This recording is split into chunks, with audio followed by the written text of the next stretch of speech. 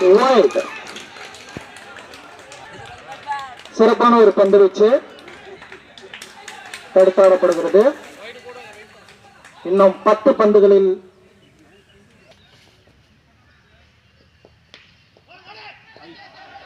Leg திசையில் அடிக்கப்பட்ட பந்து மீண்டும்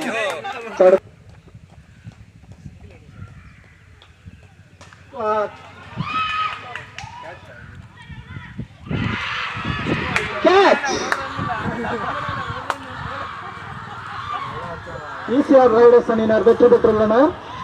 கேட்ச் என்ற முறையில் தினேஷ் அவுட் ஆகி வெளியேறுகிறார். சுப்பிரேயர் அணி நடத்திய 13ஆம் ஆண்டு கிரிக்கெட் போட்டியின் ஃபைனல் லாஸ்ட் விக்கெட்டை தினேஷ் பறிகொடுத்து ஈசிஆர் ரைடர்ஸ் அணியினர் வெற்றி பெற்றுள்ளனர். ஈசிஆர் ரைடர்ஸ் அணியினருக்கு வாழ்த்துக்கள். சிறப்பான முறையில் 4 பந்துகளை தடுத்தாடி